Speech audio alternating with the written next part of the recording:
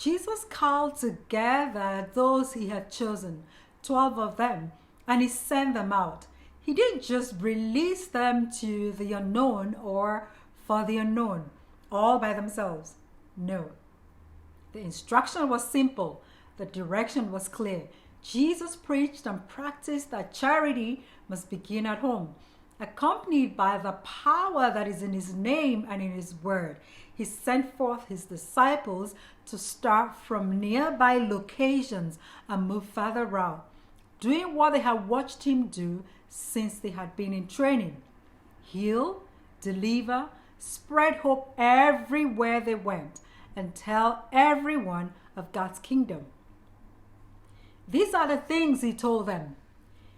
Everything you have freely learned and received in all these months, go and freely teach and give back. For this cause you were called.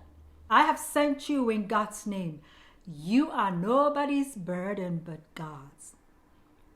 Don't try to carry extra just in case. Keep it simple. Take only what you need. Trust God to provide the rest. You are not going to impress people. You are going to bless in the name of the Lord. Everywhere you go, make no demands. Nobody owes you anything. Whatever you are given, receive with gratitude and make it last. Take no offense against those who don't care. They are not your problem. God will settle the scores. Stay focused. Mind your business. There will be ups and downs, but God is with you. He will help you through each. Don't go shopping for trouble. Don't go tempting God. Stay the course. No matter what they do, God will work it together for his glory. No matter what they try, they will not be able to harm you. Don't worry about your needs and safety. You are in God's care and he is capable. This is not about you or about what you can do. This is not about the crowd or whatever they try to do to you. This is about God, who is sending you, who also is able to keep you well and safe. Since you did not send yourself, don't get sucked into bothering about tomorrow or days ahead. Go one day at a time. Focus on the steps for each day. Victory is not in the crowd you pulled or in the wonders you performed. It is that you stay the course despite the costs and that you finished your race faithful to the end. Avoid distractions and clutter. Take life simple and easy so you can go in freely and live freely without cares. There's a lot to do. If you can get your portion completed, you have done well. God will lead you and help you. Without him, no one can bless you. With him, no one can hurt you. Don't bother if things don't work out or if people take you too far. You are not some random field hands out there. You belong to God. You are sent by God. You are covered in his plan. Keep your hopes high, but hide them in God, not in anyone. You have seen how they treat me. You can be sure they won't treat you any better. So be determined not to be discouraged or disqualified. Live transparent.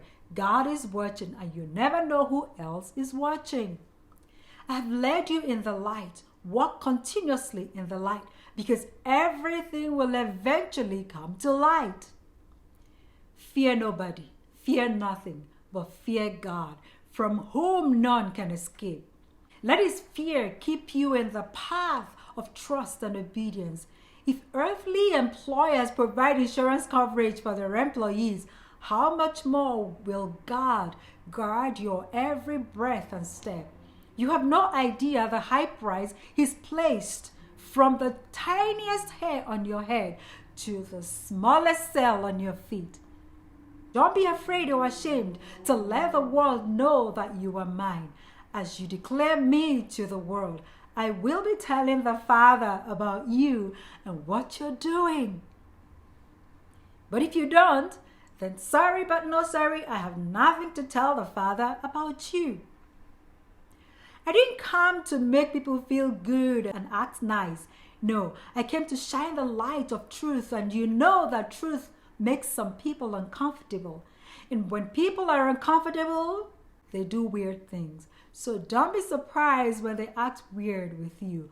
When the light in you upsets the darkness in them, you can't expect the reaction to be pleasant. Not even among family and friends. Those who fight truth don't care who is involved, and they don't fight fair. You will eventually have to make tough choices to choose truth or your family. Whoever chooses truth chooses me. Whoever chooses family over me has said, I am not worth standing for. It is your choice to go with me or with your family and friends. It's your choice how far you will go with me or not. The stakes are high, but you make the choice and I will respect that. Your way or my way. You choose. If you choose my way, you sure will come a long way with me and you will rest with me in the end. But if you choose your way, you will be lost along the way, since life doesn't start or end with you. Every time you choose me, you choose life. Every time you choose my way, you choose to grow beyond yourself. And every time you go my way, you go in my name. You go as my hands and my feet and my voice and my face. Anyone who gives or does anything for you gives and does it for me. And anyone who refuses to give or do anything for you has refused to give or do it for me. Because every time you embrace me and my will for you, you represent me and my way to whoever you are sent. And everyone who represents me represents my Father, because I represent him, not myself. Just like you represent me, not yourselves.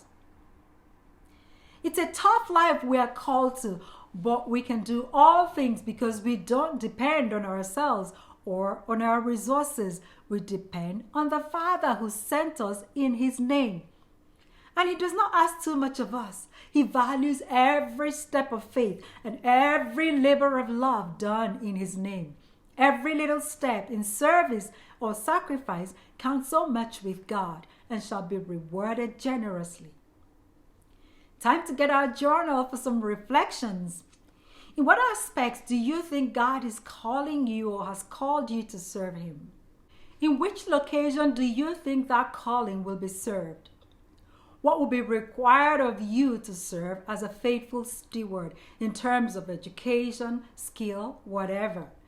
It might be helpful to do a little research to find out. Before we apply for positions in the world, we work toward acquiring some skills or improving on the ones we have. It's only in the church that we don't want to be bothered about training, but God does care. That was why Jesus took the disciples under his wings. They were his apprentices, learning to walk as he walked until he could send them out on their own. I have served God across developed and developing continents. And one thing I can say is consistent in the way God leads us to serve him wherever we find ourselves is through the lives of those around us. Just like Jesus sent his disciples to start preaching in their region, so God calls us to start serving from where we are. I was leading a house fellowship in Africa, and one of our members was determined that God had called him to go do missionary work in the United States. He asked for prayers often as he was seeking funding and sponsorship. I remember I would always pray that God's directions will be clear and that God's will be done in his life. In one of our meetings, he was pretty desperate. He told us that he had decided that something was going to happen that month. Either God made a way for him to go or he would find his way. I believe that if God is calling us to something, he will make the way for us to get there. If God is sending us to an area, we don't have to wangle our way by all means.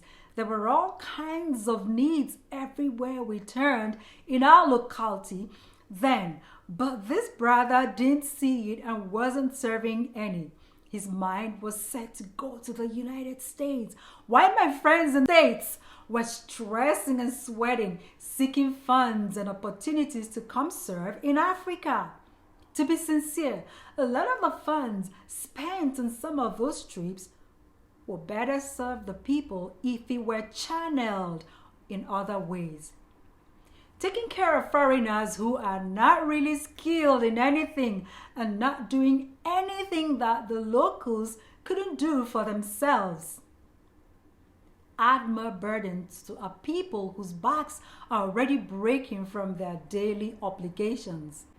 I can speak on this because I have lived and served in both worlds, and it is often not as each party sees it.